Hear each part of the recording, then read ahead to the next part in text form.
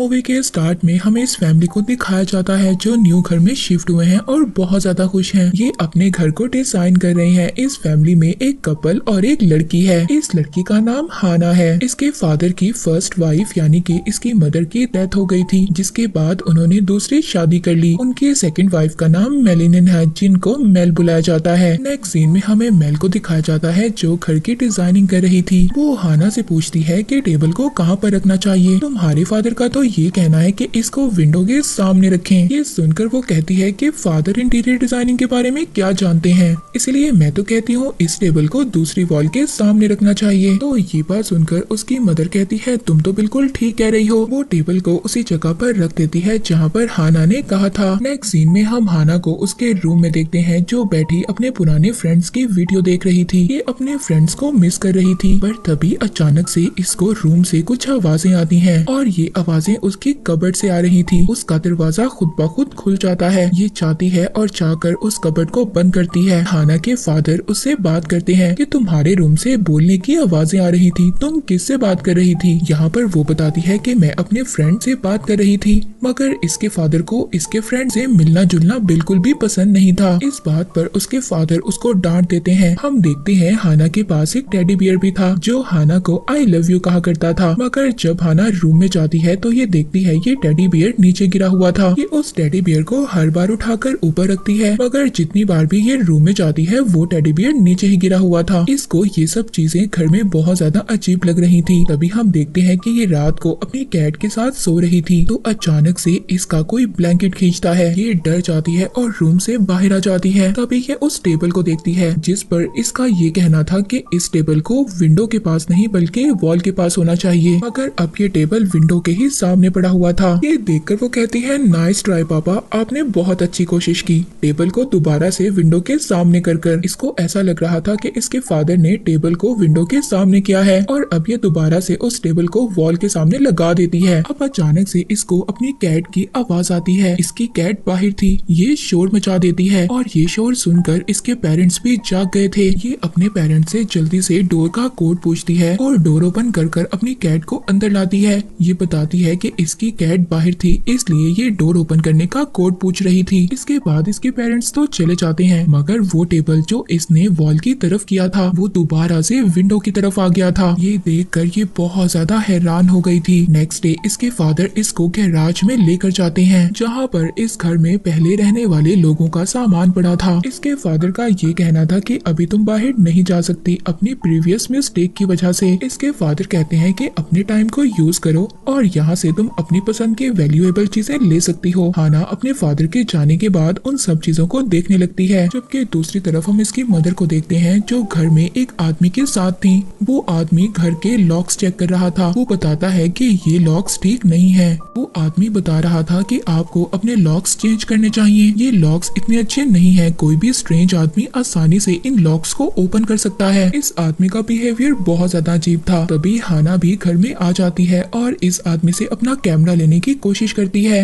हैना को भी इस आदमी का बिहेवियर बहुत ज्यादा अजीब लगा था, मगर फिर वो आदमी इनके घर से चला जाता है। इसी रात भी हैना के साथ वही सब कुछ होता है। कोई आकर उसका ब्लैंकेट खींच लेता है, मगर इस बार उसको नहीं पता चलता, वो सो रही थी। अब अगली सुबह वो गैराज जाती है और वहाँ पर जाकर वो सामान चेक करने लगती है। उस सामान में उसको एक फैमिली की पिक्चर मिलती है। अभी इसके पास एक बच्चा आता है। वो इससे कहता है कि मैं आपसे क्वेश्चन पूछना चाहता हूँ। ये उस बच्चे से कहती है कि क्या क्वेश्चन पूछना चाहते हो। वो बच्चा कहता है कि आप इस घर में क्यों रह रही हैं? आपको इस घर में नहीं रहना चाहिए। हर जगह पर कोई ना कोई घर क्रीपी यानी कि डरावना होता है। वो बताता है कि पहले जो लोग यहाँ पर रहा करते थे उनका किसी ने मर्डर कर दिया था। ये बात जाकर हैना अपनी मदर से पूछती है। हैना कहती है कि ऐसा कुछ भी नहीं है। ये सब बातें हैना के फादर खड़े सुन रहे थे। वो कहते हैं हाँ ये बिल्कुल सच है, ऐसा हुआ था। ये बात सुनकर हैना और उसकी न्यू मदर हैरान हो गए थे। हैना की मदर उसके फादर से पूछ रही थी अगर ये बात थी तो तुमने हमें पहले क्यों नहीं बताया। वो कहता है कि मेरा तो मानना ये है कि हर घर में कुछ ना कुछ हुआ होता है और मैं ये नहीं चाहता था कि इस चीज को लेकर मैं डरूं या फिर तुम सुनकर ये बात डर जाओ। और सब घरों से ज्यादा अच्छे रेट्स में हमें ये घर मिल रहा था और मैंने ये बात जरूरी नहीं समझी कि मैं ये बात तुम लोगों को बताऊं, और मैं ये जानता था कि ये बात सुनकर तुम लोग डर जाओगे। ये बातें सुनकर हैना और उसकी मदर नाराज हो जाती हैं और यहाँ से चली जाती हैं।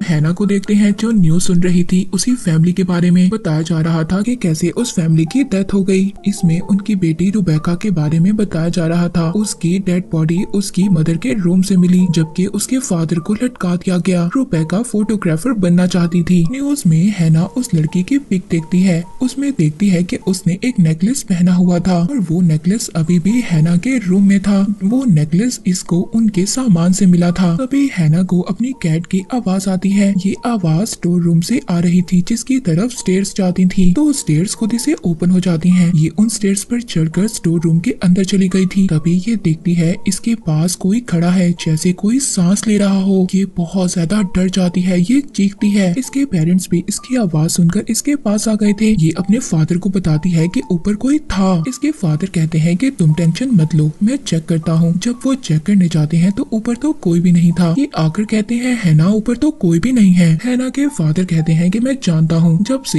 हैना ने वो मर्डर वाली स्टोरी सुनी है तब से ये ऐसा बिहेवियर कर रही है और इसीलिए मैं नहीं चाहता था कि इस बात के बारे में तुम लोगों को पता चले। इस बात पर हैना के फादर नाराज होकर वहाँ से चले जाते हैं। हैना जब अपने रूम में आती है तो रूम में आकर वो देखती है उसका टेडी बियर गायब था। इसकी वो कबर्ड जो बार बार खुल जाती थी वो भी खुली हुई थी। ये जाकर उस कबर्ड को बंद कर देती है। अब ये फिर से उन लोगों का सामान चेक करने लगती है गैराज में जाकर। तभी ये अपनी साथ वाली नेबर को देखती है और उसके घर में जाकर यहाँ पर रहने वाली पहली फैमिली के बारे में पूछती है। वो बताती है यहाँ पर जो फैमिली रहती थी जिसका मर्डर हुआ, उनकी बेटी काफी नाइस थी और साथ ही में उस आदमी की वाइफ भी बहुत अच्छी थी, पर मैं कभी उनके घर नहीं गई। वो कहती है कि मैं भी उसको वेव कर दिया करती थी, वो भी कभी मुझे देखकर वेव कर दिया करती थी, मगर उस लेडी का हस्बैंड बहुत ज्यादा अजीब था, जिसकी वजह से मैं उनके घर कभी नहीं गई। हैना उससे पूछती है कि क्या ये घर डरावना है। वो कहती है कि नहीं, मैंने तो ऐसे कोई इंसिडेंट के बारे में नहीं सुना। वो बताती है कि हाँ, बच्चे इस बारे में बात करते हैं, मगर यहाँ पर रहने वाले लोगों से मैंने इस बारे में कभी भी कोई बात नहीं सुनी। इसके बाद हैना घर आ जाती है। वो टॉमी से वीडियो कॉल करती है। वो उसको बताती है कि ये घर उसको बहुत ज्यादा अजीब लग रहा है और मेरे साथ बहुत ज्यादा अजीब चीजें हो रही हैं। टॉमी बताता है कि जब मैं तुम्हारे घर आया था तो मैंने तुम्हारे कैमरे में एक मैसेज रिकॉर्ड किया था, तुम्हें वो मैसेज जरूर सुनना चाहिए। पर तभी इसकी मदर इसके रूम में आ जाती है। अब ये मैसेज तो नहीं सुनती। ये फौरन से अपनी मदर के साथ बाहर आ गई थी। इसकी मदर पूछती है कि रात को तुम क्यों डरी थी? अगर इस घर में तुम्हारे साथ कोई अजीब बात है तो तुम मुझे बता सकती हो। वो कहती है कि रात को मुझे बहुत ज्यादा डरावनी आवाजें आती हैं, जैसा कि कोई सीटी बजा रहा है, यानी कि विसल कर रहा है। तो ये सुनकर उसकी मदर कहती है कि ऐसी आवाजें तो मुझे भी आती हैं। इसका मतलब ये तो नहीं कि ये घर डरावना है या इस घर में कुछ अजीब बात है। पर तभी इनको घर से कुछ आवाजें आने लगती हैं। ये फौरन से अपने घर आ जाती हैं। घर आती हैं तो ये वही उसी स्ट्रेंज आदमी को देखती हैं जो इनके घर में लॉक चेक करने के लिए आया था। इनके घर के अलार्म बज रहे थे। ये आदमी कहता है, देखा मैंने कहा था ना, वैसा ही हुआ। ना तो आपके घर के लॉक ठीक है और ना ही आपके घर का अलार्म ठीक है। अब यहाँ पर हैना की मदर मेल को ये लग रहा था कि इन सब में इसी आदमी का हाथ है। वो जाकर अपने हस्बैंड को बताती है, यानी कि हैना के फादर को। मगर यहाँ पर हैना के फादर तो उसकी बात पर बिलीव ही नहीं कर रहे थे। वो कहती है कि हमें लॉकर्स चेंज करवाने चाहिए। इस बात पर हैना के फादर कहते हैं कि ठीक है, लॉकर्स को चेंज करवा लेंगे, मगर अभी नहीं। तो इस बात पर उसकी वाइफ मेल उससे कह रही थी कि क्या हमारी फैमिली से ज्यादा वैल्यूएबल चीज कोई हो सकती है, तो हम अभी लॉकर्स को चेंज करेंगे। अभी जाओ और जाकर न्यू लॉकर्स लेकर आओ। अब जाते हुए हैना के फादर उसी आदमी से मिलते हैं। वो आदमी कहता है कि अगर इन सब का जिम्मेदार तुम मुझे समझ रहे हो तो तुम बहुत बड़ी गलती कर रहे हो। इसके बाद हम हैना को देखते हैं जो वही रिकॉर्डेड वीडियो मैसेज देख रही थी जो उसके फ्रेंड टॉमी ने उसके लिए रिकॉर्ड किया था। वो मैसेज देखती है और उसके बाद वो नेक्स्ट वीडियो देखती है। ये वही वीडियो थी जो उस अजीब आदमी ने हैना की वीडियो बनाई थी जब वो उसके घर आया था। इसके बाद ये एक और वीडियो देखती है जो रात के वक्त इसके घर की ली गई थी। जिस आदमी ने ये वीडियो बनाई थी वो बता रहा था कि ये वो जगह है जहाँ पर हम डिनर करते हैं। फिर ये उसके पेरेंट्स के कमरे में जाता है। वो बताता है कि ये वो जगह है जहाँ पर हम सोते हैं। और फिर जब ये हैना के रूम में जाता है तो बताता है ये वो जगह है जहाँ पर हैना सोती है। और जल्दी से हैना इस वीडियो को अपने पेरेंट्स को दिखाती है। जब ये सब वीडियो देखते हैं तो इनको शक हो गया था, ये सब कुछ उसी स्ट्रेंज आदमी ने किया है। हैना के फादर कहते हैं कि मैंने पुलिस में रिपोर्ट करवा दी है, वो इस आदमी को अरेस्ट करेंगे और इससे इन्वेस्टिगेट करेंगे। नेक्स्ट सीन में हमें दिखाया जाता है कि हैना के फादर उसके रूम में जाते हैं, हैना को कार की कीज देते हैं। मगर हैना कहती है कि आपने तो मुझे पनिश किया था, मेरी पनिश में अभी 2 महीने हैं। हैना के फादर कहते हैं कि तुम्हारे गुड बिहेवियर की वजह से मैं तुम्हारी पनिश को खत्म कर रहा हूँ। हैना बहुत ज्यादा खुश हो जाती है। ये कार ड्राइव कर अपने फ्रेंड टॉमी से मिलने के लिए चली जाती है। इसके बाद हम उसी स्ट्रेंज आदमी को देखते हैं जिसने पहले से ही प्लान किया हुआ था कि जब इनके घर पर कोई नहीं होगा तो ये उनके घर चला जाएगा। और जब ये हैना को देखता है कि वो घर से जा रही है तो वो आदमी इनके घर चला जाता है। और जब हैना टॉमी से बात कर रही थी तो टॉमी उसको ड्रेस कोड बताता है कि किस तरह का उसने ड्रेस पहन कर आना है। अब इसलिए हैना वापस घर की तरफ आ रही होती है, मगर वो स्ट्रेंज आदमी अब हैना के घर पर था। हैना जब घर जाती है तो सीधा अपने रूम में जाती है। हैना नहीं जानती थी कि वो आदमी इनके घर में मौजूद है। वो आदमी हैना को बाहर से ही देख रहा था। तभी हम देखते हैं उसी स्टोर को जिस पर स्टेयर्स ऊपर की तरफ जाती थी। उस स्टोर में से कोई आदमी नीचे उतरता है और फिर वो आदमी जो स्टोर से नीचे उतर कर आया था उसने स्ट्रेंज आदमी यानी कि चोर को तो मार दिया था। उसको मारने के बाद वो दोबारा से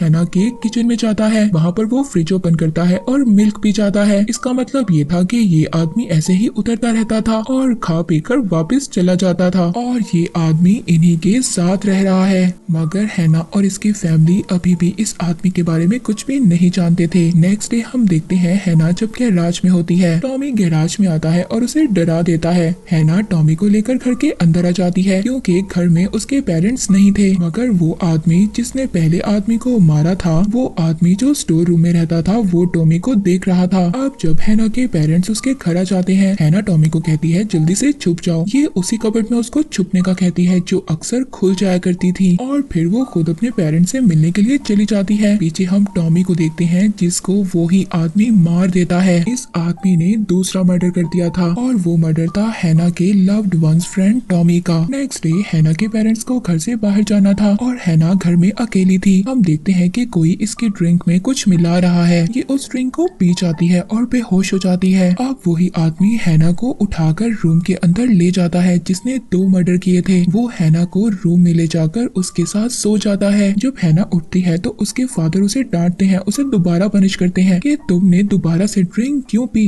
हैना अपने फादर को समझाने की कोशिश करती है मगर उसके फादर कोई भी बात नहीं सुनते। ये वापस रूम में आती है। वहाँ पर ये डायरी को चेक करती है जिसमें इसको एक छुपा हुआ वर्ड मिलता है जो था डेविड। अब ये जल्दी से गैराज में जाती है और वहाँ पर ये चेक करती है ताकि इसको सामान में कुछ और डायरीज भी मिल सके। ये देखना चाहती थी कि शायद वहाँ पर भी कुछ ऐसा वर्ड लिखा हुआ हो। और जब ये डायरी चेक करती है तो उसमें भी सेम वही लाइंस ड्रॉ की गई थी जो कि उस डायरी में ड्रॉ की गई थी जो इसके रूम में पड़ी थी। और डेविड इस डायरी में भी लिखा गया था। ये उस गैराज के सामान को रूम में लेकर आती है।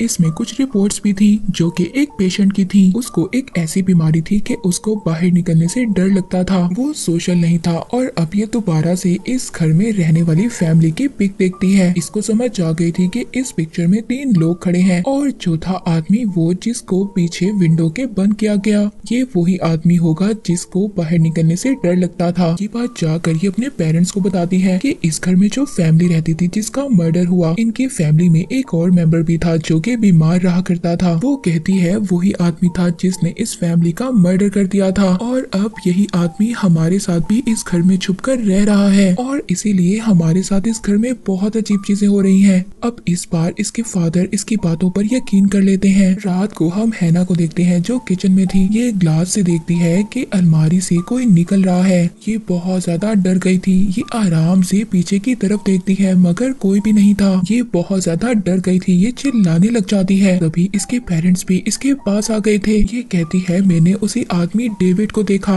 वो इसी घर में है। ये जल्दी से पुलिस को कॉल करते हैं मगर तभी डेविड स्टोर रूम से बाहर निकलता है और हैना के फादर पर अटैक कर देता है। ये उससे फाइट कर रहे थे पर तभी वो स्ट्रेंज आदमी हैना के फादर को स्टोर रूम में खींच कर ले जाता है मगर तभी वहाँ पर फौरन से पुलिस आ जाती है और आकर इसके फादर को बचा लेती है। तभी हम एक बॉडी पुलिस के पास देखते हैं। सबको ऐसा लग रहा था कि वो डीवीडी है और वो मर चुका है और अब शायद इनके घर में कोई भी नहीं है, ये सेफ है। मगर ये लोग फिर भी इस घर से शिफ्ट करना चाहते थे। पर तभी हम देखते हैं हैना जब अपने रूम में पैकिंग कर रही थी तो ये अपने फ्रेंड टॉमी को कॉल करती है। इसको अभी तक ये नहीं पता कि उसका मर्डर हो चुका है और ये उसको कॉल कर इसलिए इन्फॉर्म करना चाहती थी कि कहीं उसका भी मर्डर ना हो जाए। और तभी जब ये उसको कॉल करती है तो आवाज इसकी कबर्ड से आती है, यानी कि टॉमी का सेल इसकी कबर्ड में पड़ा था और देखते ही देखते उस पेशेंट ने टॉमी को भी ऊपर की तरफ खींच लिया था और हैना को बांध दिया गया था। उसके पेरेंट्स उसे ढूंढ रहे थे। बार बार हैना अपने पाँव जमीन पर मार रही थी। उसके पेरेंट्स ने हैना की आवाज को सुन लिया था। वो ये समझ गए थे कि हैना इस दीवार के पीछे है और जब इसके पेरेंट्स को ये पता चल गया था कि हैना दीवार के पीछे है तो वो पेशेंट डर गया था। जब वो थोड़ा साइड पर होता है तो हैना अपने हाथ छुड़वा लेती है। ये पूरा स्टोर रूम एक रूफ टॉप की तरह था। ये पूरे घर पर फैला हुआ था। ये इतना तंग था कि इससे बाहर जाने का रास्ता भी हैना नहीं जानती थी। हैना आहिस्ता आहिस्ता आगे बढ़ रही थी। उसके पेरेंट्स को भी इस स्टोर का रास्ता नहीं मिल रहा था। उसकी मदर उसको ढूंढने की कोशिश कर रही थी। घर में ऐसे बहुत सारे खुफिया रास्ते थे जिनके बारे में वो पेशेंट ही जानता था। हैना की मदर मेल ने उसको देख लिया था। वो उसको बाहर आने का कहती है मगर उस पेशेंट ने हैना के सामने ही उसकी मदर को मार दिया था। तभी हैना के फादर आते हैं और उसको वहाँ से निकाल लेते हैं। वो पेशेंट पीछे से आकर हैना के फादर पर भी अटैक कर देता है। अब हैना के फादर की भी डेथ हो गई थी। हैना इस घर से बाहर निकलने की कोशिश करती है। वो घर के दरवाजे के पास थी पर पेशेंट पीछे से उस पर अटैक कर देता है। हैना चाकू से उसको मार देती है और आगे की तरफ बढ़ती है ताकि वो घर का दरवाजा खोल सके। मगर वो ये नहीं चाहता था क्योंकि वो बाहर निकलने से डरता था, इसीलिए वो हैना को पीछे से पकड़ लेता है। हैना दरवाजा नहीं खोल पाती पर तभी हम देखते हैं वो एकदम से हैना के ऊपर गिर जाता है और उसको मार देता है। और इसी तरह हैना की फैमिली भी पिछली फैमिली की तरह गायब हो जाती है। इनके बारे में भी किसी को कुछ भी नहीं पता चलता कि इनके साथ हुआ क्या था। और इसी के साथ ये मूवी यहीं पर एंड हो जाती है।